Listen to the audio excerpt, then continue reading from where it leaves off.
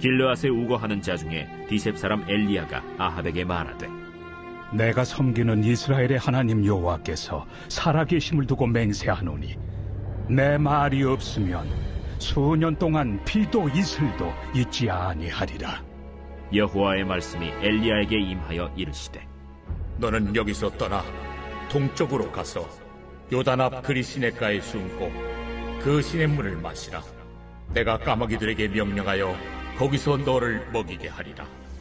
그가 여호와의 말씀과 같이 하여 곧 가서 요단 앞 그릿 시냇가에 머물매 까마귀들이 아침에도 떡과 고기를 저녁에도 떡과 고기를 가져왔고 그가 시냇물을 마셨으나 땅에 비가 내리지 아니하므로 얼마 후에 그 시내가 마르니라. 여호와의 말씀이 엘리야에게 임하여 이르시되, 너는 일어나 시돈에 속한 사르밧으로 가서 거기 머물라. 내가 그곳 과부에게 명령하여 네게 음식을 주게 하였느니라. 그가 일어나 사르밧으로 가서 성문에 이를 때 한 과부가 그곳에서 나뭇가지를 줍는지라. 이에 불러 이르되, 청하건대 그릇에 물을 조금 가져다가 내가 마시게 하라. 할렐루야. 매일 우리의 삶을 완전한 사랑으로 이끄신 주님의 이름을 찬양합니다. 높으신 주님 앞에 우리 감사와 찬양과 영광과 존귀의 큰 박수 올려드리며 나아가겠습니다. 아름다우신 주님, 거룩하신 주님의 이름을 찬양합니다. 주님의 놀라우신 은혜로 말미암아 좀 영광을 받아 주시옵소서. 할렐루야. 우리 하나님의 놀라운 은혜 가운데 우리 한몸이를 우리 포드의 성도들 한번 이렇게 바라보시면서요. 특별히 우리 영상으로 예배하는 우리 흩어져 있는 우리 모든 글로벌 포드 식구들을 향해서도 우리 한번 따뜻한 사랑과 격려와 축복의 박수를 서로에게 보내도록 하겠습니다. 주님의 놀라우신 은혜가 우리 모두에게 있게 되기를 주님의 이름으로 축복합니다. 할렐루야. 사랑하는 여러분, 성령 충만하십시오. 말씀 충만하십시오. 여러분, 예배는 반응하는 것입니다. 하나님의 계시와 영광과 임재에 대한 반응이 바로 예배인 것이죠. 오늘 하나님의 거룩하신 임재가 우리 가운데 임하실 때 우리가 그 하나님의 아름다움을 목도하는 예배자로서 그 예배적 존귀와 영광과 찬양을 오직 주님께 올려드리는 거룩한 하나님의 사람들 되시기를 축복합니다. 오늘 함께 드리는 이 예배를 통해 우리 영적 근력이 강화되고 자라나는 은혜가 있을 줄로 믿습니다. 우리 옆에 사람에게 이렇게 한번 축복하며 인사하겠습니다. 버티고 견디고 이기십시오. 새날이 옵니다. 좋은 날이 올 것입니다. 이렇게 축복해 주시겠어요? 네, 우리의 믿음의 고백대로 주께서 우리의 삶을 이끄실 줄로 믿습니다.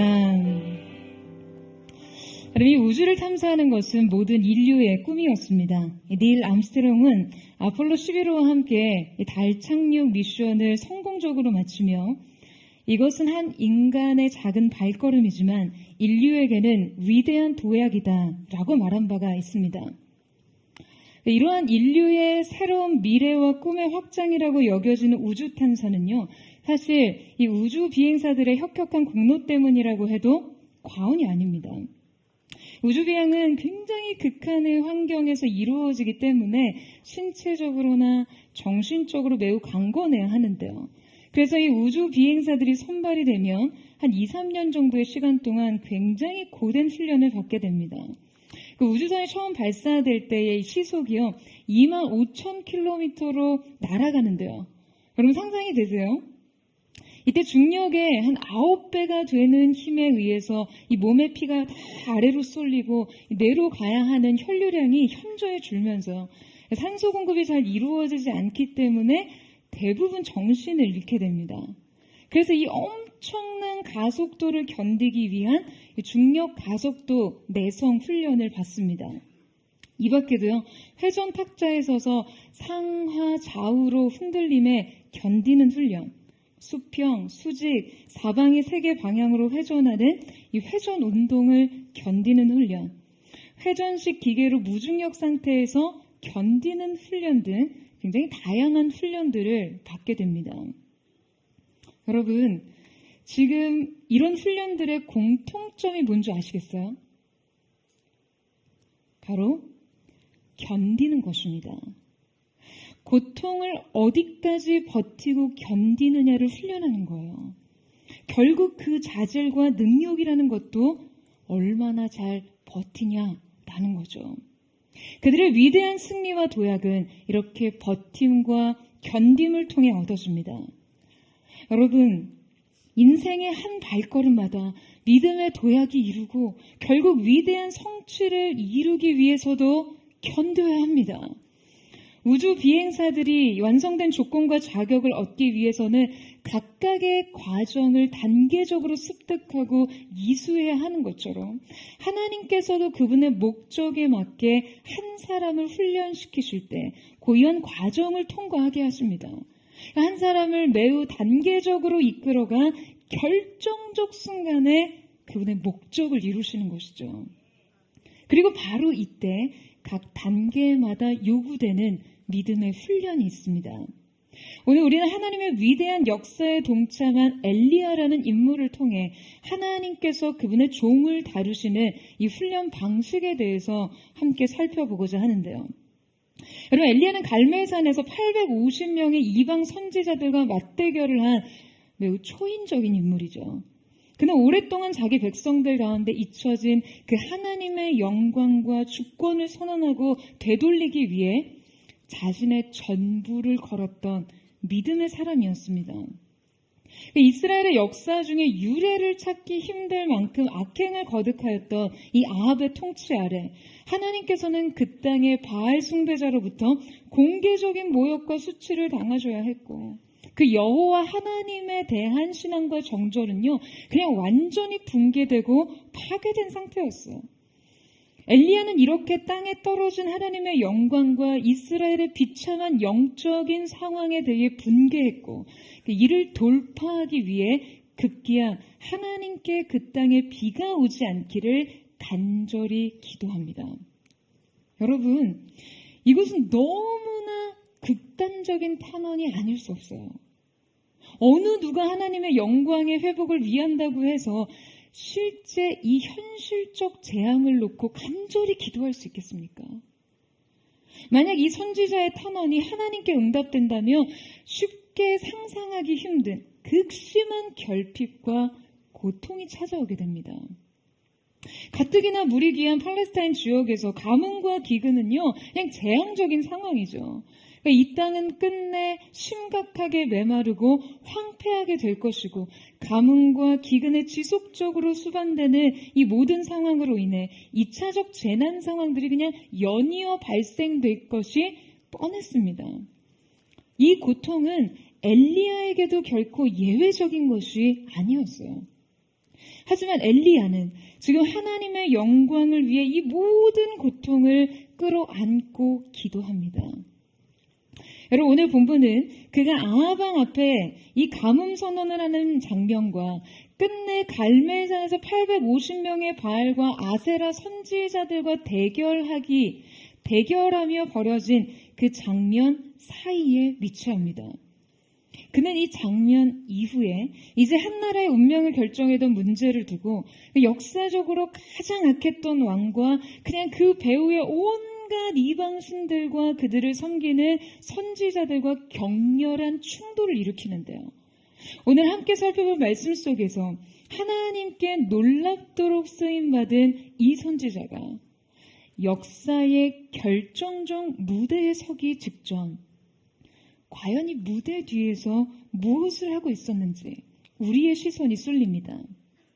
그러니까 오늘 말씀은 하나님의 장엄한 역사의 서막이 열리고 끝내 그 절정에 이르러 전무후무한 그 위대한 승리를 거두기 전 하나님의 사람이 어디에서 무엇을 하고 있었는가를 다루고 있는 것이죠.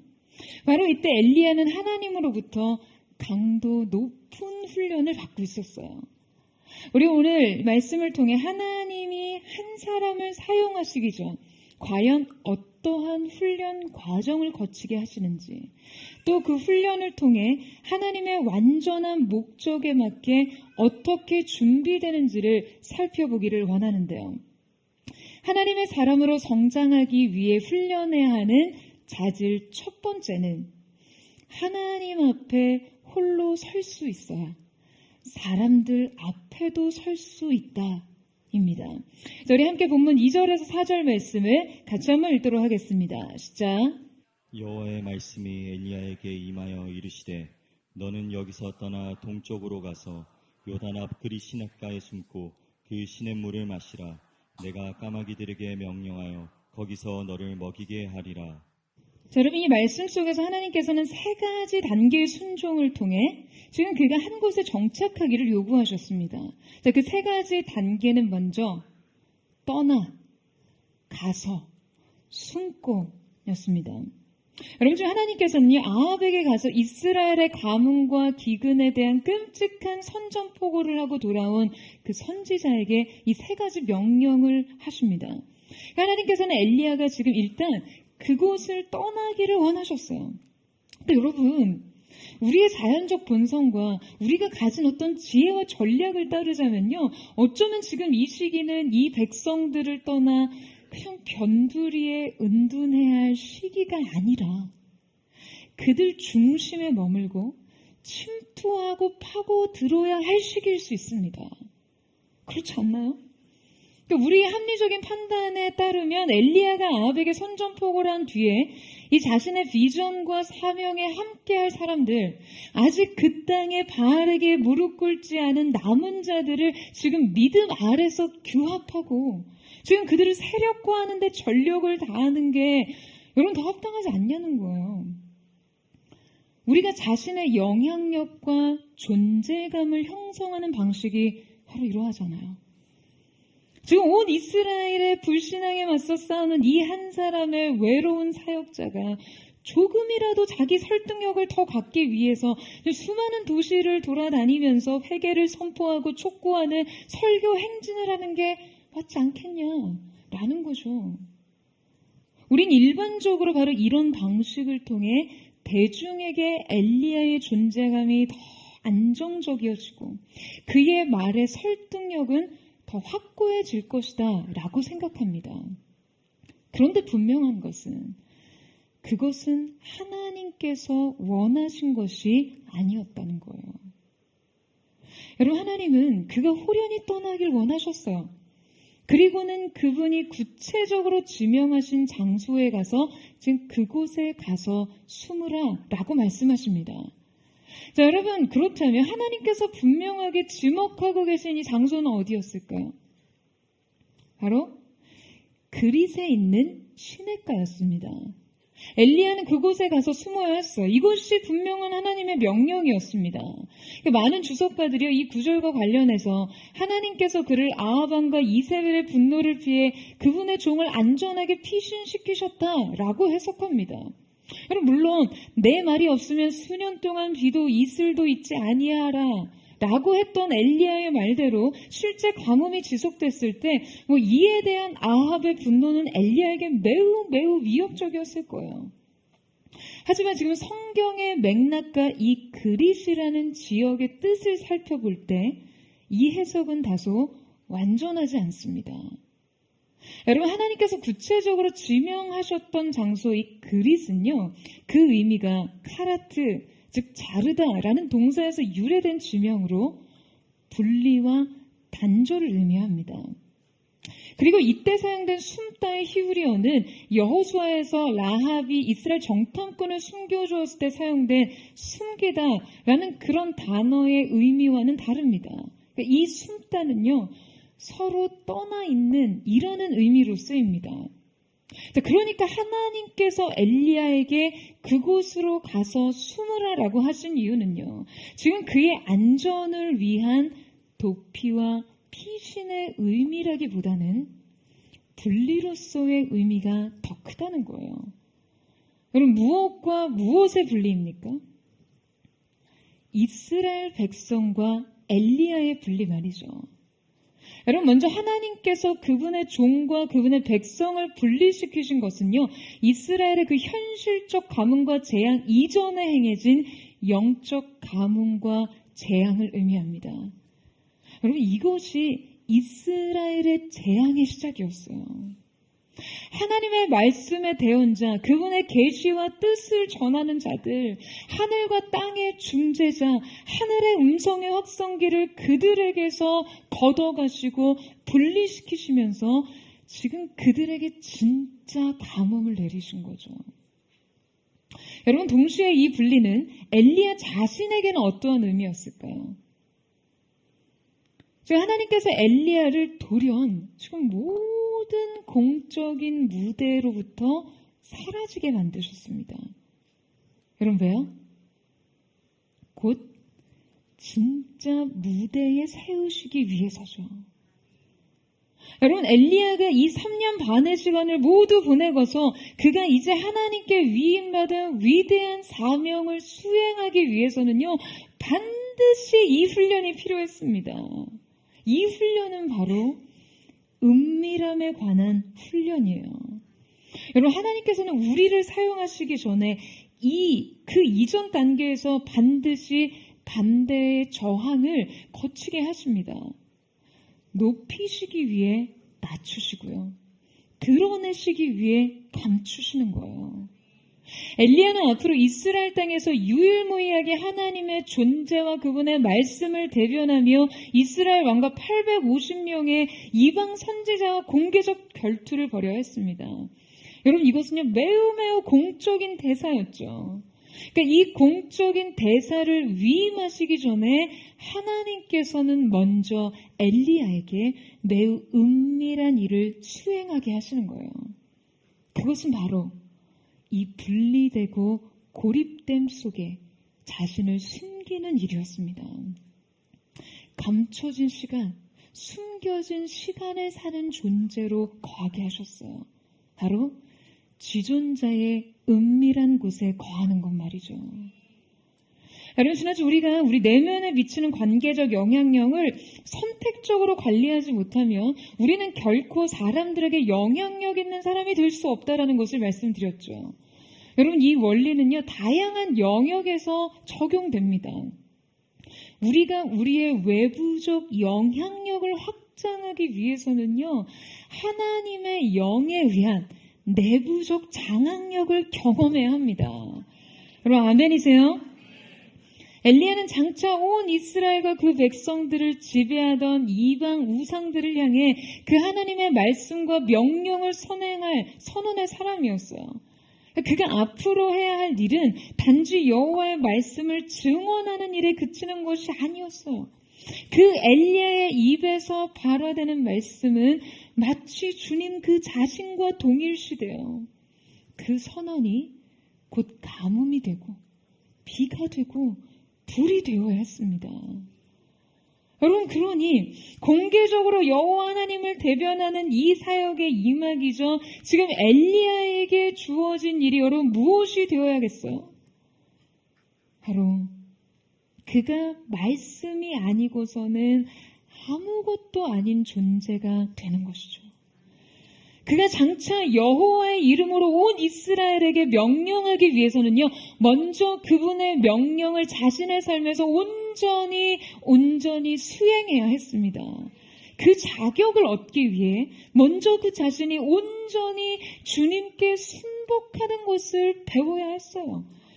여호와의 말씀의 권능이 엘리야를 통해 그냥 여지없이 성취되고 실행되기 위해서는 인간적인 만족과 자부심을 느끼게 했던 그 모든 활동을 중단하고 그는 앞서 고독했던 자신의 영향력과 완전히 단절된 땅에서 오직 하나님에게만 지배를 받을 수 있어야 했습니다.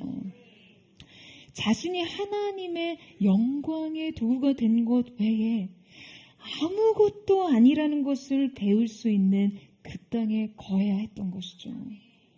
여러분, 이 땅의 정착은요 고립된 삶을 전제로 합니다. 이 운동과 침묵은 그에게 지독한 고독감을 안겼을 거예요.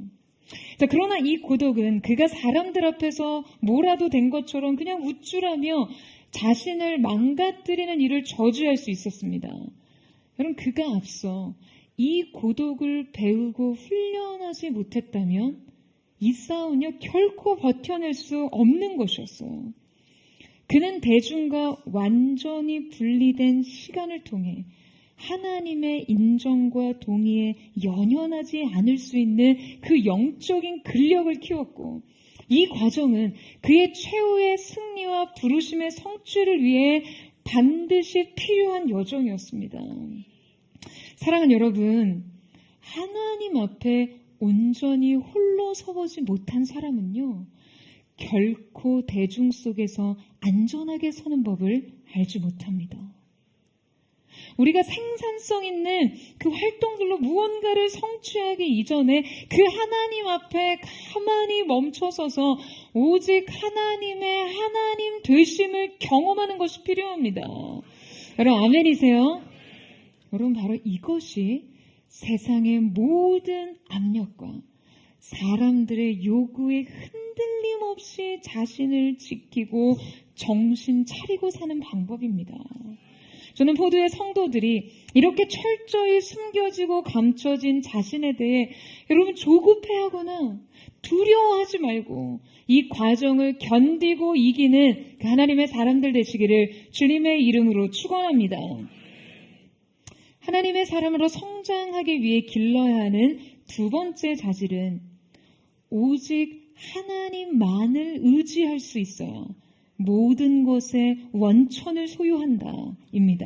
우리 함께 4절에서 6절 말씀을 같이 한번 읽어보도록 하겠습니다. 시작. 그 시냇물을 마시라. 내가 까마귀들에게 명령하여 거기서 너를 먹이게 하리라. 그가 여호와의 말씀과 같이 하여 곧 가서 요단 앞 그리 시냇가에 머물매 까마귀들이 아침에도 떡과 고기를 저녁에도 떡과 고기를 가져왔고 그가 시냇물을 마셨으나. 자, 여러분 하나님께서 거하게 하신 이 장소는 무엇보다 이 그리 시냇가라는 특정 지역에 깊은 의미가 있습니다. 자, 여러분 지금 그가 거주할 땅은 시냇가였죠. 강가가 아닌 시냇가였어요. 분명 이 시내는 좁은 산골짜기를 흘러내리는 이 계곡의 물줄기였을 겁니다. 자, 여러분 이 시내가 어떻게 흐르죠? 시냇물이 어떻게 흐릅니까? 시냇물은 졸졸졸 흐르죠. 네, 그것은요, 이렇게 풍성한 물이 있는 곳이 아니었어요. 그냥 언제든 흐르다가 말라버릴 수 있는 시내였어요. 가뜩이나 지금, 여러분, 그는 아하방에게서 이스라엘의 가뭄을 선언하고 난 뒤였잖아요. 하늘에서는 비가 내리지 않았습니다. 그러니 이곳의 물이 얼마나 귀한 자원이었겠어요. 그는 하나님께서 부르신 땅에서 이 졸졸졸 흐르는 시냇물을 마셨고 까마귀가 물어다주는 떡과 고기로 식량을 해결해야 했습니다. 여러분 왜 하나님께서는 강가가 아닌 시냇가에 거하게 하셨을까요? 그곳에서 왜 그는 이 자원의 불충분에 대한 불안을 느껴야 했을까요? 그는 왜 하필 이스라엘 땅의 수많은 사람들과 분리돼 지금 이 맹금류가 물어다주는 식량으로 끼니를 해결해야 했을까요? 시냇가의 삶은 여러분 그에게 어떠한 삶을, 어떤 훈련을 요구한 것일까요? 여러분 이곳에서의 정착은요, 다른 공급으로부터 완전히 차단된 삶을 의미합니다. 여러분 많은 사람들이요 바로 이러한 상황을 결핍이나 재난의 상황으로 여겨요. 의지할 때라고는 그냥 오직 하나님의 공급뿐인 상태로 내일을 기약할 수 없는 오늘을 살아야 되는 그런 상황 말이죠. 하지만 하나님께서는 바로 지금 이곳에 거하며 엘리야에게 매우 중요한 단계의 훈련을 하고 계셨습니다. 그것은 바로 오직 하나님만을 의존하는 훈련인 것이죠. 여러분 하나님께서 그에게 하신 말씀은요 매우 분명했어요. 그 시냇물을 마시라. 내가 까마귀들에게 명령하여 거기서 너를 먹이게 하리라. 거기서. 하나님은 엘리야가 거기에 거할 때 그를 먹이겠다고 하셨어. 할렐루야. 여러분 하나님의 구체적인 명령 속의 부름을 받으셨습니까? 하나님의 명확한 인도하심을 따라 그 부르심의 자리에 서 있으세요? 그러면 하나님의 공급은요 바로 거기에서 계속됩니다. 여러분 이 사실을 믿으시나요? 바로 여러분이 거기 있는 한, 여러분이 하나님께서 말씀하신 그곳에 있는 한 하나님은 여러분을 먹이실 거예요. 그런데 하나님께서 그를 먹이시기 위해 선택하신 도구들을 여러분 한번 보세요. 하나님은 지금 구체적으로 까마귀를 통해 엘리야에게 식량을 공급하시겠다라고 약속하십니다. 여러분, 오래전부터 이 이스라엘에서 까마귀는 굉장히 불결하고 혐오스러운 것으로 규정되어 있고, 그래서 이스라엘 백성이 그것을 먹는 것이 율법으로 금기되어 있었습니다. 더욱이 까마귀는요, 맹금류에 속한 조리로서 지금 그들이 타고난 이 본능적인 어떤 습성이 결코 누군가에게 먹이를 제공할 만큼 유순하지 않아요. 까마귀가 굉장히 지능적인 동물이기는 하지만요, 그 공격성 또한 남다르기 때문입니다. 그런데 정작 하나님께서 그 까마귀를 이용해 자신의 종을 먹이시겠다는 거예요. 하나님께서 엘리야에게 자신의 먹고 사는 일에 의존하게 하신 여러분 이 도구와 대상을 보면요, 지금 그분이 얼마나 불가능한 것 가운데서 가능성을 이끌어내시는 분인지를 알 수 있습니다. 여러분, 엘리야가 졸졸졸졸 흐르는 시냇물과 까마귀가 물어오는 떡과 고기로 자신이 생존하고 있음을 보며 그럼 무엇을 느꼈을까요? 내가 이 정도 극한의 상황과 한계 속에서도 결국에는 먹고 살고 있다는 것에 대한 여러분 매번 새로운 경의를 느끼지 않았을까요? 그가 매일 아무도 닿을 수 없는 그 땅에 서서 하루도 빠짐없이 자신에게 날아오는 까마귀를 보면서 무슨 생각을 했겠어요? 하나님께서 단 하루도 이곳에 고립된 그의 종을 잊지 않으시다는 것. 하나님의 그 성실한 사랑과 은혜를 생각하며 여러분 자신의 처지를 위로하지 않았겠습니까? 매일 일정한 까마귀의 출현은요, 오늘도 나를 잊지 않으신 하나님을 생각나게 했습니다. 여러분, 이때 성경에 까마귀들에게 명령하여 너를 먹이게 하리라의 이 먹이게 하다라는 표현은요, 히브리어로 쿨이라는 단어인데요. 이 단어는 주로 자녀를 기르거나 부모를 굉장히 정성껏 봉양할 때 쓰이는 단어입니다. 그러니까 말하자면 이 까마귀의 방문은요, 그냥 엘리야에게 그저 어떤 기계적인 제공에 그친 것이 아니었다는 거예요. 그분을 섬기는 신실한 종들을 얼마나 지극한 정성과 사랑으로 보살피는지 구체적으로 보여주는 실체였던 것이죠. 여러분, 지금 이 경험이 매일 쌓인다고 한번 생각해 보세요. 엘리야는 이런 극단적인 상황 속에서도 생각지도 못한 피조 세계를 사용하셔서 자신을 먹이시고 공급하시는 그 하나님의 주권과 사랑의 공급을 경험하면서요, 어떠한 상황 속에서도 자신을 버리지 않으실 그 하나님을 신뢰할 법을 깨닫지 않았을까요? 아멘이세요? 여러분, 이렇게 터득한 믿음으로요, 바로 이 은혜에 대한 경험으로 그는 3년 6개월 동안 이슬조차 내리지 않은 기근 속에서도 왕과 맞서며 이후 850명의 대적과 싸울 수 있었던 것이죠. 여러분, 우리에게 이 경험이 필요합니다. 이 은혜의 경험의 누적이 필요해요. 여러분, 여러분이 홀로 광야에 거할 때 아무도 돕는 이 없이 오직 하나님의 공급과 일하심에만 의존할 수밖에 없을 때, 여러분 이 상황 속에서 여러분 안에 어떠한 믿음이 자라는지를 한번 보세요. 무슨 믿음은커녕 불평과 불안과 불신만 자라나세요? 만약에 그렇다면 그것은 여러분을 돌보고 훈련시키시는 그 하나님의 뜻과 목적을 신뢰하지 못해서입니다. 그리고 우리의 죄된 본성이요, 그냥 눈에 보이고 손에 잡히고 통제 가능한 자원들에 그냥 의존해 사는 것이 보다 안전하다고 믿기 때문이에요. 여러분, 물론 선하고 완전한 뜻 아래 있다 할지라도 지금 이 고독한 땅에 거하는 일은요, 엘리야에게는 내일의 도전이었을 거예요. 이것은 결코 쉬운 일이 아닙니다.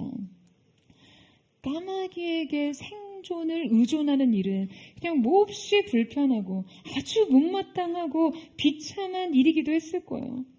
아니, 반석에서 생수를 내시는 하나님께서 굳이 이 인색한 방식에 의존해 나를 살게 하시나? 여러분, 그런 생각이 들 수도 있습니다. 그런 생각하세요? 근데 여러분, 제가 오늘 이 말씀 묵상하다가 재미난 대목을 발견했는데요.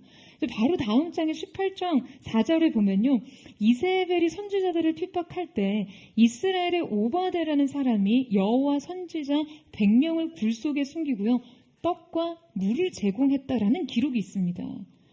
여러분, 이 기록을 통해 무엇을 알 수 있습니까? 여러분, 까마귀가 차린 밥상에 메뉴가 더 많다는 사실이에요. 놀랍지 않으세요? 오바댜는 떡과 물만 제공했지만 여러분, 까마귀는 고기까지 줬습니다. 할렐루야. 여러분, 하나님께서 우리에게 명령하신 방식이요, 지금 우리가 쉽게 의존하는 방식보다, 쉬운 해결의 방식보다 낯설고 거북한 것일 때 우리는 불편을 느끼죠. 하나님이 요구하신 삶의 방식이 내게 현실적인 안정을 보장하지 않고 나에게 완벽히 통제되는 방식이 아니기 때문에 우리는 그 방식에 대해 회의와 불신을 느낍니다. 하지만 주님께서는 우리의 고정관념 속에서 상상하기 힘든 자원을 사용해서라도 여러분을 후히 먹이고 부족함 없이 채우신다는 사실을 기억하십시오. 그럼 저는 우리가 이 하나님의 공급의 완전함을 신뢰함으로 두려움과 염려 없이 우리의 사명의 자리로 달려갈 수 있기를 주님의 이름으로 축원합니다. 여러분, 하나님께서 여러분을 책임지십니다. 이 사실을 매일 아침마다 믿고 바라보는 저와 여러분 되시기를 주님의 이름으로 축원합니다. 여러분, 그런데 오늘 말씀 속에 주목해 볼 사실은요, 끝내 그 그릿시내가 말라버렸다는 거예요. 7절 말씀 보시겠어요? 같이 한번 읽겠습니다. 시작. 땅에 비가 내리지 아니하므로 얼마 후에 그 시내가 마르니라. 여러분, 끝내 이 시내는 말라버립니다. 엘리야는 자신이 선언한 이 재앙의 끔찍함을 그냥 온몸으로 몸소 체험해야 했어요. 그 가뭄의 고통은요, 그에게도 생생한 현실이 되었습니다. 여러분, 엘리야는 이 비참한 과정을 모두 실시간 목격했을 거예요. 시냇물이 점점 갈수록 줄어들더니 가느다란 물줄기가 흐르지 않아요. 오늘 아침에는요, 그냥 아예 흐르던 물이 그쳐버렸고 바닥에 젖은 돌들이 공기 중의 형태를 그냥 드러냈습니다. 그러다 건조한 바람이 그 젖은 돌들마저 그냥 아주 바삭하게 마르게 만들었어요. 곧이어 그 뜨거운 태양 아래 그냥 벌거벗듯 드러난 바닥은요, 전부 거북이 껍질 마냥 그냥 쩍쩍 갈라져 버렸겠죠. 여러분, 이때 엘리야가 얼마나 침울하고 비통했을까요? 자신이 믿음으로 선언한 그 결과로 인해 점점 황폐해져가는 삶의 실제와 부르심의 땅에서조차 중단된 공급으로 인해 낙심을 경험했을 거예요. 분명 주님께서 나를 이곳에 세우셨는데 이 고갈된 상황은 나에게 무엇을 말하고 있는가? 하나님이 나를 잊으신 것은 아닌가? 바닥을 드러낸 상황은 그의 믿음과 확신을 흐릿하게 만들기 충분했습니다. 여러분, 저는 바로 이럴 때 그가 한 번쯤 기대할 것 없는 이 상황에서 그 믿음을 붙잡기를 포기하고 이제 이 삶의 문제를 자신의 손으로 가져와 그냥 내 스스로 할 수 있는 구원을 이루어야 하지 않을까 하는 그러한 유혹을 느꼈을 거라고 추측합니다. 하나님의 때를 기다리다가 정말 이 기근에 내가 먼저 죽느니 그냥 당장 아합을 처단하기 위해 떠나야겠다는 그런 선택 말이죠. 정작 가뭄은 그 자신이 구해놓고 영적 기승전결을 읽어내지 못한 채 당장의 해결을 추구하게 되는 거예요. 여러분, 바로 이럴 때 우리도 종종 하나님의 인도하심과 공급의 방식에 대해 회의를 느끼곤 합니다. 인도하신 땅에서조차 고갈된 자원을 바라보며 믿음을 저버려요. 여러분, 우리는 하나님의 명확한 인도하심을 확인하고 왔음에도 우리의 재정과 건강, 위상과 관계의 시냇물이 점점 말라가는 것을 종종 경험하곤 합니다. 점점 그 왕성하던 물줄기가 가녀려지고 빈약해지고 결국엔 바닥을 다 드러냅니다. 번창하던 사업과 화려하던 경력, 충분했던 애정과 보장된 미래가 그냥 모두 거친 돌바닥처럼 바닥을 드러내버리는 것이죠. 여러분, 과연 그때 우리는 어떠한 믿음으로 서야 할까요? 왜 하나님은 우리의 인생의 시냇물을 여러분 이렇게 마르게 하시는 걸까요? 배우자를 주셨으면 끝까지 사랑받게 하셔야 했고, 사업을 하게 하셨으면 망하지 않게 하셔야 했고, 주셨으면 받지 마셔야 하고, 부르셨으면 보내지 마셔야죠. 여러분, 바로 이렇게 우리의 믿음이 혼란을 느낄 때 우리는 말라버린 그 그릿 시냇가를 기억해야 합니다. 하나님께서는 우리에게 때로 그분의 공급이 아닌 그분 자신에 대해 특별한 주의를 기울기를 요구하십니다. 그러니까 그분이 우리의 인생 가운데 베푸시는 것들이 아닌 하나님 그분 자신에 대한 집중된 믿음이 필요한 것이죠. 여러분 아멘이세요? 여러분 하나님께서는요 우리에게 그저 그분을 믿으라고 가르치십니다. 그래서 주님은 그분의 선택과 방식을 매우 창조적이고 자유로운 방식으로 바꿔가세요. 우리가 그분이 선택하신 방법에 갇혀서 이제 그 안에 안주하고 머물며 하나님 아닌 그것들에 의존하고자 하는 그것을 끊어내시는 것이죠. 어느 것에도 매이지 않고 어느 것에도 제한받지 않으시며 어느 것에도 한계와 불가능이 없으신 주님께서 내가 그토록 집착하던 대상, 그거 아니면 안 된다고 고집하는 그 방식, 지나치게 의존된 그 관계가 아닌 새로운 대상, 새로운 방식, 새로운 관계를 통해 새로운 역사를 이루어 가시는 것입니다. 사랑하는 여러분, 오늘 이 자리에 바닥나고 말라버린 인생의 그릿 시내에서 지금 마치 그 광경을 지켜보고 계신 분 계십니까? 여러분, 이제 우리에게 주어진 자원이 아닌 그 공급의 원천이신 주님을 다시 바라보시기를 축원합니다.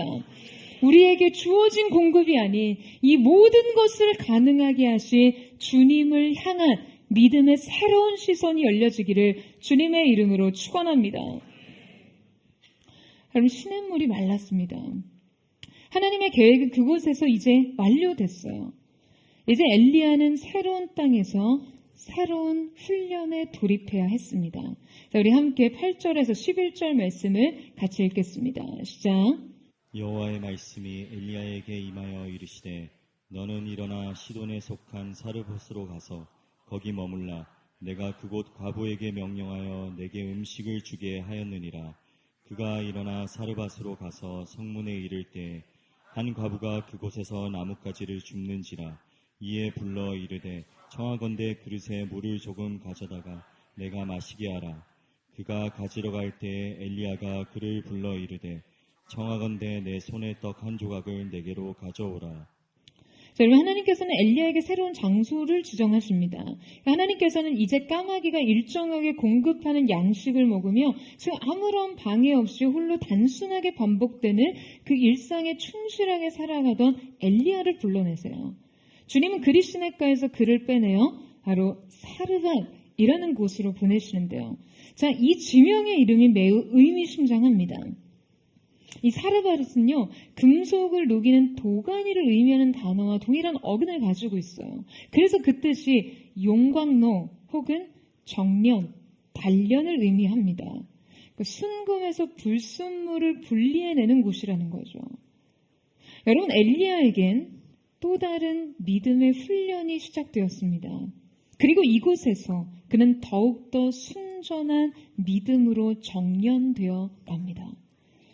하나님의 사람으로 성장하기 위해 길러야 하는 세 번째 자질은 하나님이 선택하신 방법들로 성장의 기회를 삼으라입니다. 여러분, 엘리야가 물이 말라버린 이 시냇가에서 이제 일어나 가라라고 명령하시는 그 하나님의 말씀에 순종하는 것은 뭐 그리 어렵지 않았을 거예요. 그러지 않았을까요? 아니, 어디든 여기보다는 낫지 않을까라는 생각을 했을 거예요. 하지만 하나님께서 거기 머물라라고 다시 구체적으로 지정하신 이 시돈 지역은요, 그리시네가에서 최소 160km 정도 떨어진 장소였고요. 이것은 다름 아니라 이세벨의 아버지인 시돈 왕이 다스리는 지역으로 바알 숭배의 본거지라고 할 수 있습니다. 그곳은 이스라엘의 부패의 주역 이세벨의 조국이었어요. 하필 하나님은, 여러분, 왜 하필 하나님은 왜 그를 이 원수의 땅에 보내시는 걸까요? 여러분, 하나님의 이 선택이 우리에게 얼마나 낯선가요? 매튜 헨리는요, 하나님의 이 부름에 대해 하나님은 이세벨에게 그녀의 사악함의 무력함을 보여주시기 위해 자신의 종이 숨을 곳을 그녀의 조국 안에 마련하셨다라고 말합니다. 여러분, 이것이 바로요, 원수의 목전에서 상을 베푸시는 그 하나님의 대범한 지혜와 경륜인 것이죠. 그런데 엘리야는 또다시 하나님의 이 새로운 명령 가운데 이 낯선 도구들과 방식을 극복해야 했습니다. 여러분, 그는 바로 자신이 그토록 자기 민족에게서 척결하고자 하는 그 이방 종교 문화의 중심지에서 자신의 영적인 성향과 타고난 감성과 종교적 배경과 그냥 완전히 이질적인 것들을 경험하고 적응해야 했습니다. 게다가 가장 큰 문제는 하나님께서 이 사르밧에서 엘리야를 공개하도록 지정하신 사람에 대한 것이에요. 여러분, 하나님께서 사르밧에서 엘리야를 섬기도록 예비하신 사람은요, 시돈의 유력한 권력자도 부유한 재력가도 아니었습니다. 그는 어떤 사람이었죠? 바로 과부였어요. 정말 하나님, 정말 너무 해도 너무하시지. 지금 엘리야에게 과부에 가서, 우리 이거 빌어먹으라는 거잖아요. 하나님께서 지금 엘리야에게 사르밧으로 가서 가난한 과부에게 먹을 것을 주라 라고 명령하신 것이 아니었습니다. 그가 이 척박한 상황에서 현실적으로 의존해야 될 대상이 과부라니요. 가만 생각해보면 까마귀가 훨씬 나아요. 저는 그렇게 생각해요. 여러분, 일단 까마귀에게 자존심 부릴 일은 없잖아요. 네? 자존심 상할 일은 없잖아요. 걔가 뭐 저를 얼마나 판단하겠어요. 배달 시간도 얼마나 잘 지키는지 그냥 생각할수록 기특해요. 확실히 까마귀가 낫습니다. 아니, 지금 이스라엘 왕 앞에서 하나님의 심판을 선언한 민족의 지도자가 이방인 과부에게 가서 양식을 구걸해야 하다니요. 자신이 도와줘도 모자를 대상에게 도움을 받아야 될 입장에 서는 것. 여러분, 이것은 정말 그를 너무나 비참하고 곤란하게 만들었을 거예요. 이것은 정말 너무나 낯선 임무였습니다. 여러분, 성경은 그를 애초에 디셉 사람으로 소개하고 있는데요. 엘리야의 고향 이 디셉은요, 매우 목가적인 지역이었어요. 그런데 하나님께서는 그를 이 평온한 환경에서 벗어나 희대의 사악한 왕과 왕비를 대변해 민족의 심판을 선언하게 하십니다.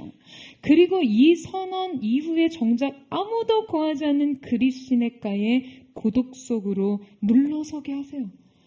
그 시내가 말라 바닥을 드러내죠. 하나님께서는 그를 이 이방의 우상에 본 거지. 지금 이 모든 것을 초래한 원인인 사악한 여왕의 조국 시돈 땅으로 불러내신 뒤에 그곳에서 이 과부에게 양식을 얻으라고 하신 것이죠.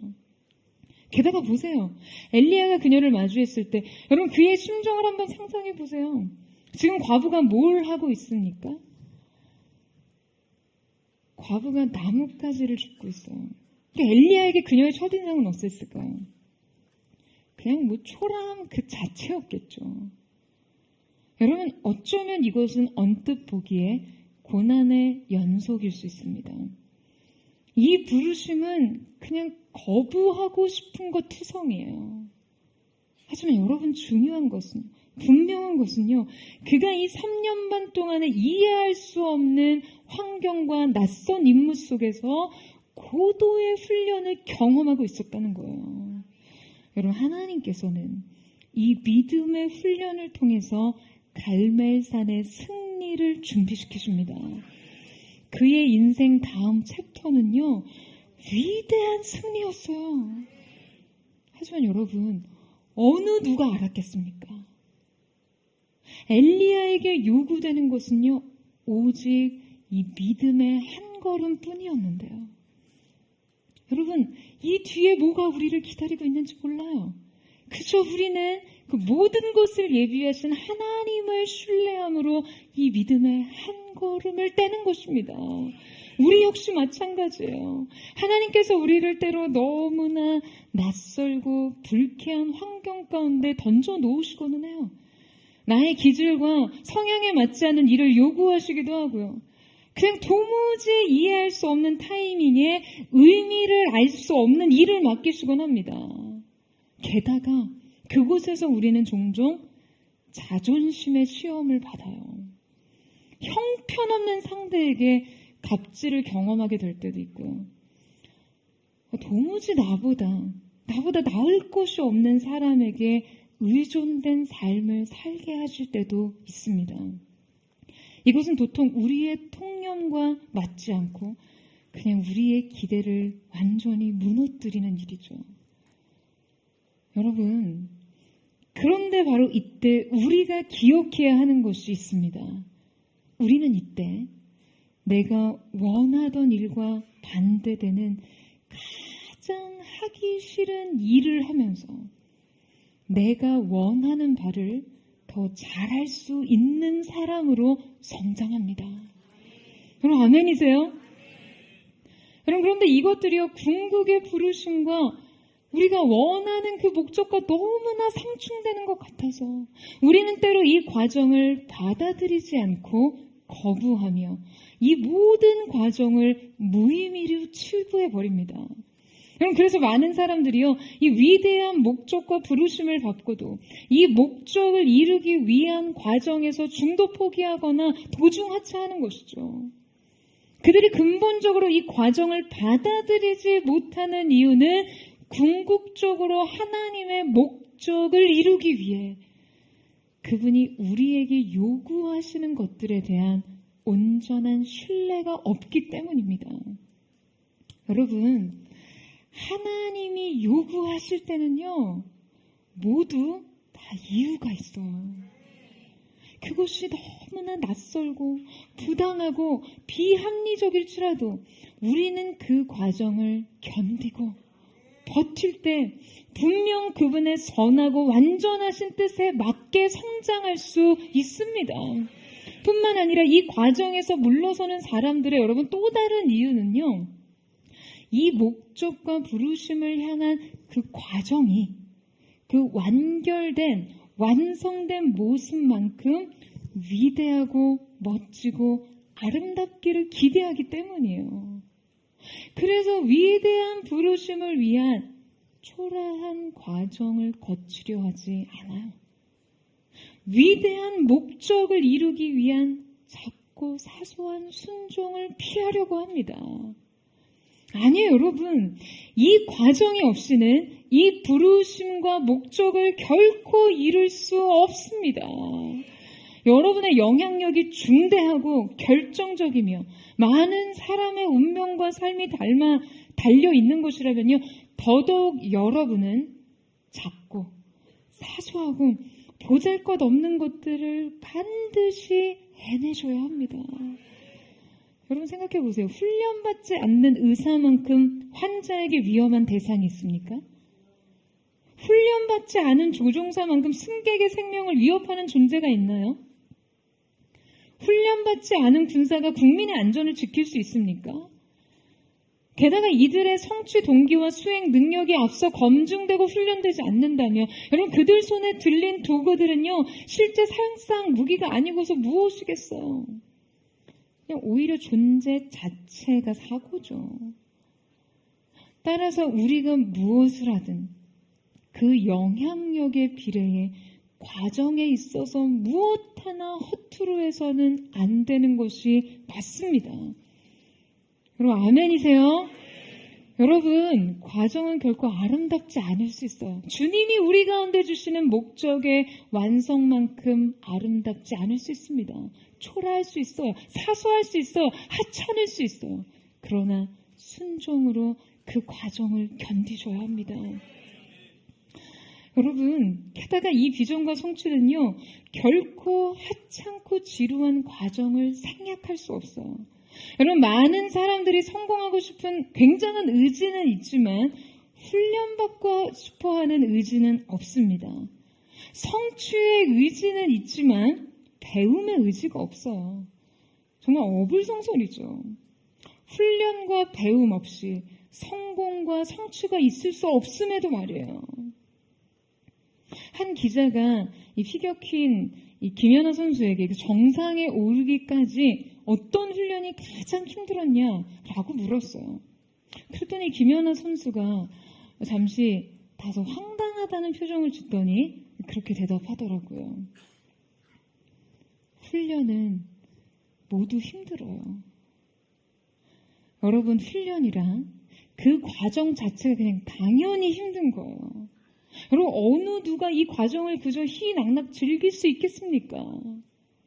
목적과 부르심을 바라보는 사람에게만 여러분 이 과정을 감당할 수 있는 것이 되는 것이죠. 따라서 여러분이 감당해야 하는 이 과정에 대해서 이 부르심과 연결된 해석이 필요합니다.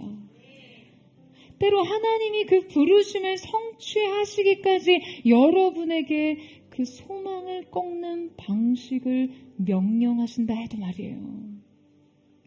여러분, 우리는 우리를 하나님이 기뻐하시는 사람으로 훈련시키시는 그 하나님의 목적을 발견하며 매 순간을 성장의 기회로 삼아야 합니다. 여러분, 아멘이세요? 하나님의 이 목적 아래서 오늘의 의미를 찾고 현실을 인내하십시오. 이유를 알 수 없는 고난과 불편과 부당함까지도 하나님의 선하신 뜻 아래서 바라보세요. 그 과정을 믿음으로 견디고 버팀으로 마침내 위대한 도약의 걸음으로 하나님의 역사의 무대에 서시기를 주님의 이름으로 축원합니다. 인생 연단의 훈련소에서 그 목적에 맞는 요긴한 그릇으로 빚어지는 저와 여러분 되시기를. 그래서 하나님의 영광의 목적에 맞게 쓰임받는 하나님의 사람들 되시기를 주님의 이름으로 축원합니다. 이 시간에 함께 찬양하며 기도하며 나아갔으면 좋겠습니다. 사랑하는 주님, 오늘 이 시간 우리가 인생에 물러선 자리, 인생 고독의 그리시네가에서 때로 말라버린 인생의 자원과 바닥나버린 삶의 소망을 마주할 때가 있습니다. 사랑하는 주님, 그러나 우리가 들은 주님의 분명한 음성 안에서 지존자의 은밀한 날개의 그늘 아래서 그 임재 안에서 이 모든 과정을 믿음으로 넉넉히 이기며 버티며 승리하는 하나님의 사람들이 될 수 있도록 역사하여 주시옵소서. 오늘 이 시간에 그 마음 고백하며 우리 주님 보좌 앞으로 함께 나아가기를 원합니다.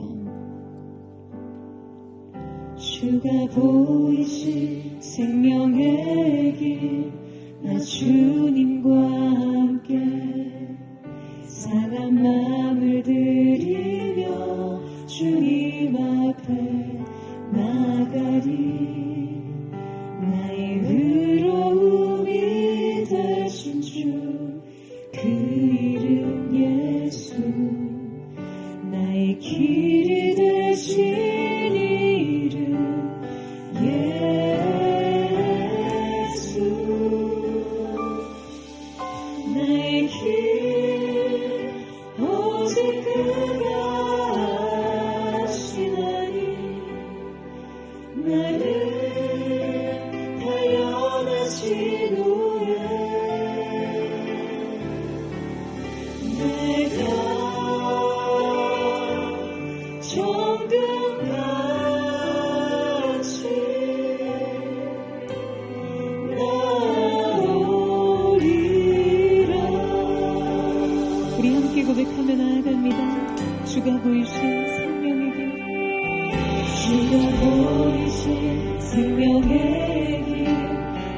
주님과 함께 사랑함을 드리며 주님 앞에 나가니 나의 위로이 되신 주 그 이름 예수 나의 길이 되신 이름 예수 나의 길 오직 그가 하시나니 나를 단련하신 후에 내가 정금같이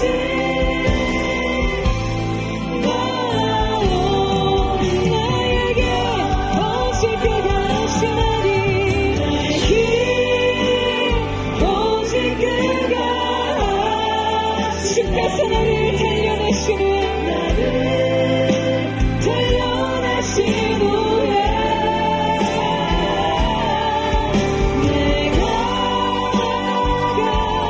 정같이 거룩한 손을 높이 들고 주님 우리가 주님 손에 우리의 삶을 떼가려 나아갑니다. 주님의 거룩한 손에 올라가 손길 안에서 우리 인생이 여기는 그리스도 빚어지길 원하시는 후에 내가 정금같이 우리 다시 한번 전체가 오늘 우리의 삶을 받으시는 주님 손을 택하며 나의 길 오직 그 주님 같습니다. 주님만이 나의 길을 하십니다. 주님만이 우리의 다음 인생의 책방에 기록된 것을 주님만이 알고 계십니다. 내가 정금같이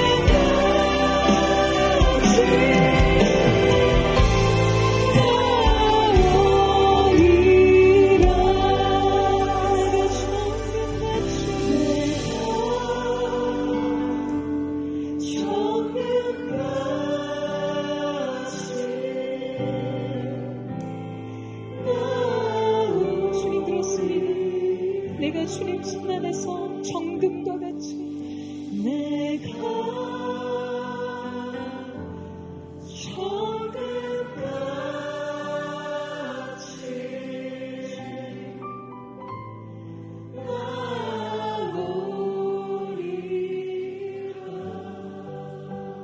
너희는 그분의 능하신 손길 안에 겸손히 낮추라. 때가 되면 너희를 높이시리라. 주님 오늘 우리 가운데 말씀하십니다. 사랑하는 주님, 세상을 사는 삶의 방식으로, 세상이 말하는 지혜와 전략으로 비로소 이제야 영향력 있는 삶의 자리로 무언가 내가 일어날 수 있는 성취와 성공의 자리로 옮겨줄 수 있을 것만 같은 그 순간, 그 찰나와 같은 때에 주님은 우리의 인생을 그리시네가 고독의 자리로 물러서게 하십니다. 아무도 없는 그곳에서 우리가 한 사람의 단독자로서 하나님 앞에 서는 법을 배우게 하시네. 금과 같은 이 시간을 주님 우리 모두가 기쁘게 통과하게 하여 주시옵소서. 이때 비로소 한 사람의 단독자로서 주님 앞에 서는 법을 배움으로 우리가 세상 앞에 담대할 수 있는 하나님의 사람으로 그 세상의 수많은 압력과 수많은 사람들의 요구에도 흔들리지 않고 휘청거리지 않고 주님 앞에 정한 믿음의 중심의 뜻을 지켜갈 수 있는 하나님의 사람이 될 수 있을 줄로 믿습니다. 사랑하는 여러분, 이 감춰진 시간, 이 숨겨진 시간의 주체가 되는 것을 두려워하지 마세요. 여러분 조급해하지 마세요. 여러분의 다음 챕터는 오직 하나님이 하십니다. 결코 세상의 지혜와 전략으로 이룰 수 없는 하나님이 예비하신 승리의 길을 하나님이 정하신 방식과 방법과 계획을 따라가야 되는 줄로 믿습니다. 과연 누가 이 하나님의 뜻 앞에 순복하며 기꺼이 인생의 고독의 장소 그리시네가로 물러설 수 있는가? 이것이 오늘 저와 여러분의 다음을 결정하는 헤드핀이 될 줄로 믿습니다. 사랑하는 주님, 두려움과 외로움의 고독의 장소가 아니 전능하신 하나님, 지존자의 은밀한 날개 그늘아, 거룩하신 주님의 임재, 사로잡는 하나님의 영광의 환희의 은혜 속으로 들어가는 시간임을 우리로 하여금 알게 하여 주시옵소서. 모든 것이 단절되고 분리되어 있으나 원천의 공급 되신 주님과 맞닿는 시간, 바로 그 시간인 줄로 믿사오니 기쁨으로 이 숨겨진 시간을 살게 하여 주시옵소서. 우리를 정력케 하여 주시옵소서. 전심으로 주의 언어를 믿고 주님의 도를 우리에게 가르치소서. 감사하여 기도합니다. 주여,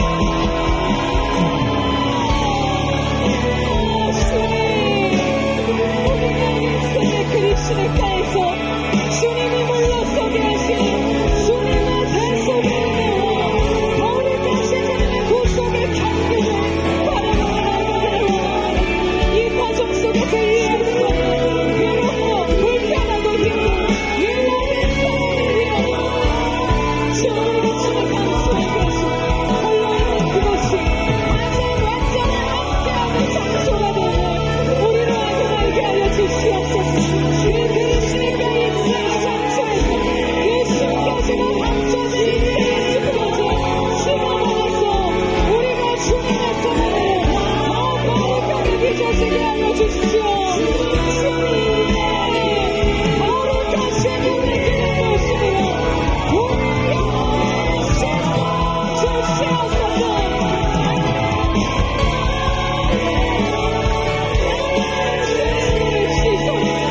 더 숙전하고 온전한 믿음, 더 숙전한 사랑으로 주님의 자녀를 은밀한 주님의 장소하는 나라에 귀한 시간 되게 하여 주옵소서.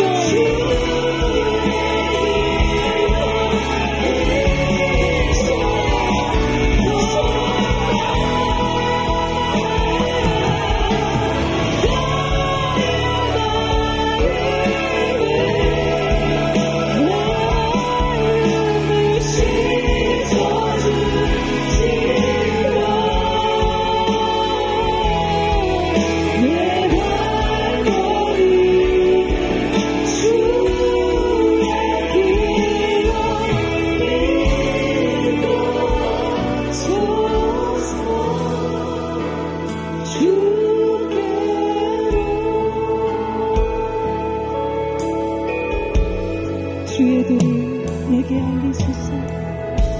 주의 도를 내게 알리소서. 진리의 길로 진리의 길로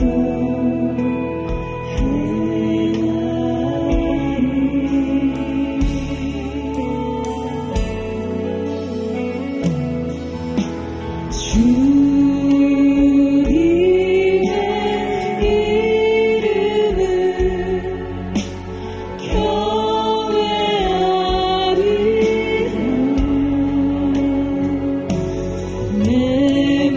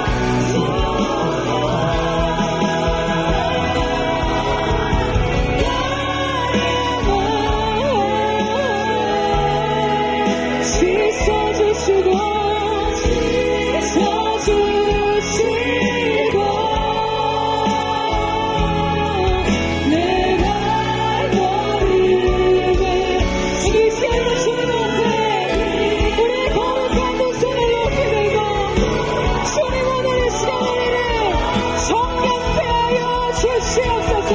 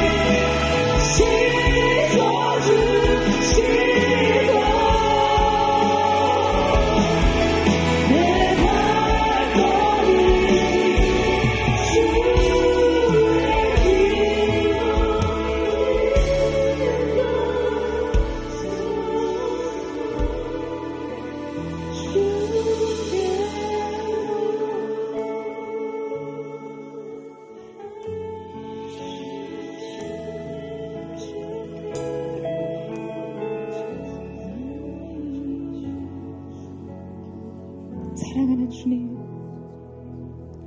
우리의 인생 재앙이라고, 우리의 인생 이 타이밍을 놓치면 내 인생에 다시 이런 기회가 오지 않을지 모른다는 불안으로 우리는 그리시네가의 말라가는 삶의 자원과 바닥난 인생의 기회들을 바라보고 있습니다. 그러나 주님, 주님이 말씀하신 자리라며 그곳에 주님의 공급이 있음을 신뢰하게 하여 주시옵소서. 그곳에서 주님께서 우리의 내일을 기록하고 계심을 신뢰하게 하여 주시옵소서.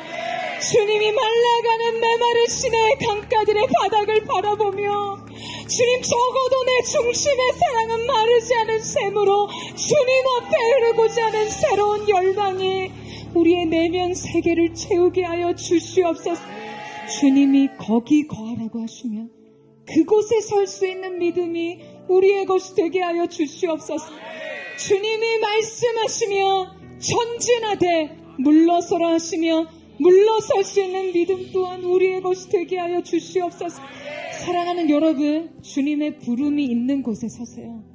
그것이 비록 여러분이 보기에 불완전한 매우 부족한 인생의 자원을 가지고 있는 환경이라 할지라도, 내 인생 세상이 부러워할 만한 기회들을 다 놓치는 것 같은 자리에 서는 곳이라 할지라도 말씀이 계시는 곳에 공급이 있을 줄로 믿습니다. 여러분은 매일 아침마다 새로운 성실하신 하나님의 사랑이 여러분을 돌보시고 먹이시고 입히시는 것을 보게 될 줄로 믿습니다. 건강이 바닥났습니까? 인생의 자원이 끝난 것 같습니까? 말라버린 소망과 관계의 비참함이 여러분을 짓누릅니까? 여러분, 내일도 하나님의 새로운 사랑이 여러분을 공개하실 줄로 믿습니다. 돌보시는 사랑의 은혜로 말씀하신 그곳에 거하겠습니다. 우리 그 결단의 믿음을 드리기를 원하는 사람, 전심으로 주의 한번 부르짖고 우리 아침에 동성으로 기도합니다. 주여, 주님 그 믿음을 드립니다.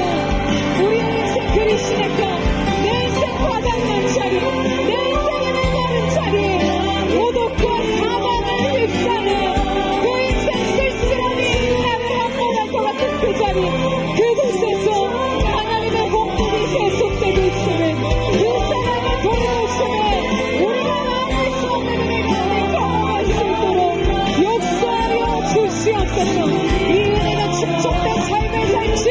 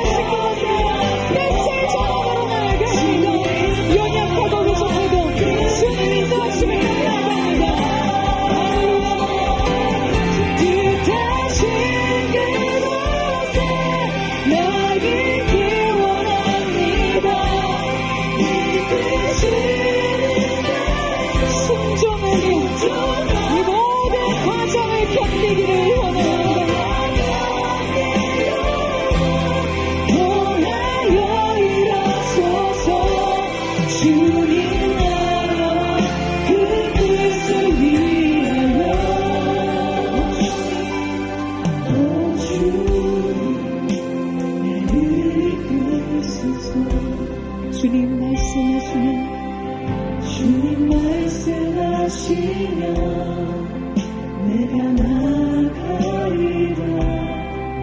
주님 뜻이 아니면 내가 멈춰서리라. 나의 가고서는 곳 주님 뜻에 있으니 오 주님 나를 다시 한번 고백합니다. 주님 말씀하시면 주님 말씀하시면 주님 내가 나갑니다.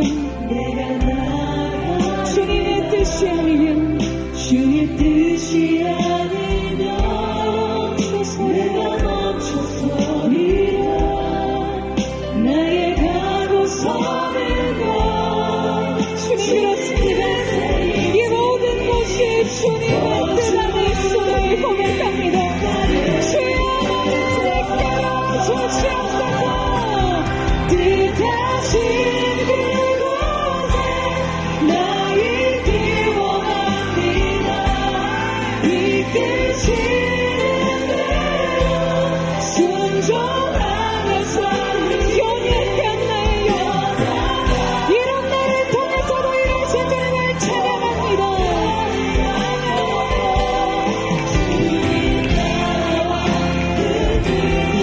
정성으로 뜻하신 그곳에 뜻하신 그곳에 나의 길 원합니다. 이끄시는 대로 순종하며 살리니 연약한 내 영혼 통하여 일어서서 주님 나라와 그 뜻을 위하여 오 주님 나를 이끄소서. 오 주님 나를 이끄소서. 오 주님 나를 이끄소서. 주님 나를 이끌어 주십시오. 주님의 완전한 뜻이 있는 그곳으로 우리를 이끌어 주시옵소서. 불충분한 인생 자원이 있는 그리스넷과 고독 뒤로 물러선 자리라 할지라도 그곳에 하나님의 공급이 있으며 그곳에 내 인생 다음 챕터의 기록이 이루어지고 있음을 믿음으로 고백하며 나아갑니다. 사랑하는 주님, 인생 은혜의 누적이 우리를 강하게 하게 하여 주옵소서.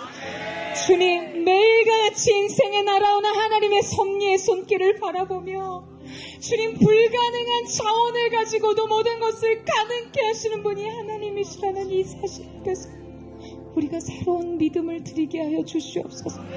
원수의 목전에서 상을 베푸시는 주님, 사랑하는 여러분, 우리가 하나님의 뜻의 완전한 성취의 영광을 바라볼 때 그 눈부신 영광의 성취와 목적의 성취가 모든 과정 속에 서려 있을 거라는 착각을 버려야만 합니다.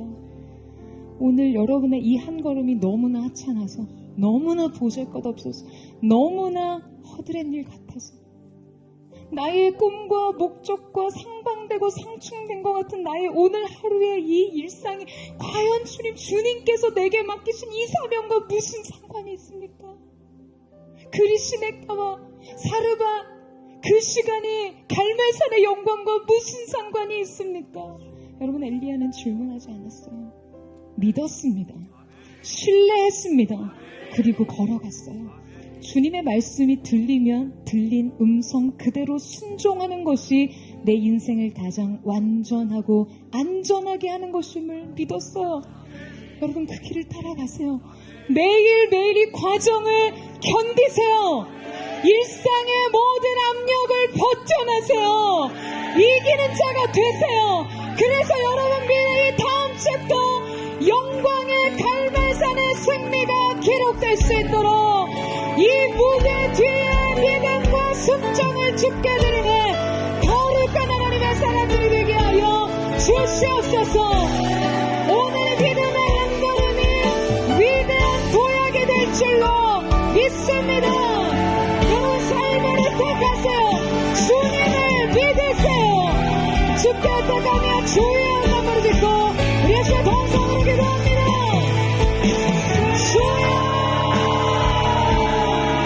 주님, 그렇습니다. 우리의 생각으로는 해석되지 않는 우리의 일상, 이 하찮은 일상의 한 걸음, 무의미하고 단계적인 우리의 삶의 자리자리마다 이곳이 주님의 역사의 목적과 전부 측면한 것을 보게 하여 주시오. 이 무대 뒤에서의 순종이 영광스러운 위대한 공연의 걸음으로 하나님의 나라의 역사의 무대에 세우는 시간, 그 위대한 걸음이 될 수 있도록 역사에 주옵소서. 주와 함께 걸어갑니다. 믿음 안에서 걸어갑니다. 하나님의 믿음에 너는 내 말에 근심하지 말라. 하나님의 믿음이 또 나를 믿으라. 너희는 믿음으로 주와 함께 걸어가기를 주님의 함께한 신성하여 우리의 인생을 함께 누리기를 원합니다. 삶의 이유 되시네. 노래 되시네. 진심으로 우리 오늘 이 찬양의 고백으로 우리의 삶을 주님 손에 탁하게 나아갑니다. 주님 손에, 주님 손에 맡겨드린 나의 삶 주님께, 주님 손이 나의 삶 붙들고 나 주의 영원히 우리가 주와 함께 걸어가기를 원합니다. 주님의 임재 안에 걷기를 원합니다. 주와 함께 걸어가리라. 모든 길을 주실래. 주 뜻 안에 나 살아가야지. 주의 약속은 영원해.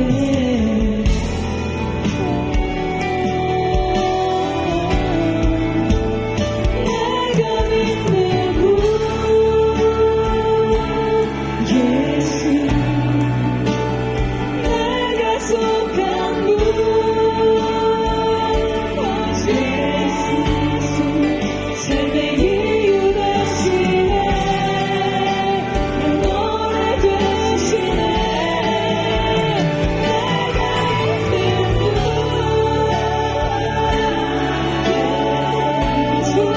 예수, 내가 속한 분 예수, 삶의 이유 되시네.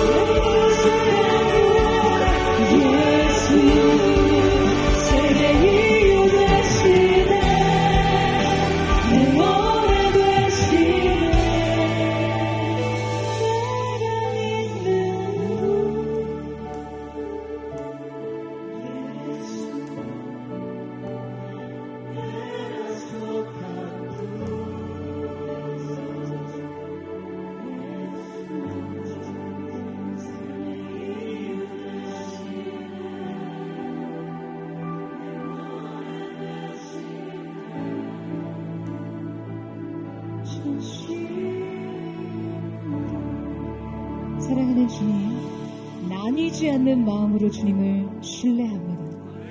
두 마음을 품지 않는 하나의 중심으로 주님을 바라봅니다. 오늘 사랑하는 포도의 성도들 가운데 주님 하늘의 문을 열어주셔서 정연케 하시는 성령의 불로 이들 머리 위에 안수하여 주십시오. 거룩하신 주님의 성령의 불로 이들을 단련하셔서 인생 훈련소에서 남김없이 주님 손에 들려진 도구로, 그 영광의 도구로, 요긴한 주님의 도구로 빚어지는 거룩한 하나님의 사람들 되게 하여 주시옵소서. 낯선 하나님의 방식, 불편하고 자존심을 내려놔야만 한 걸음을 뛸 수 있는 하나님의 방식이라 할지라도 주님 말씀하시면 순종할 수 있는 믿음으로 오늘 사랑하는 포도의 성도들의 이 한 걸음이 위대한 도약의 걸음 되게 하여 주시옵소서.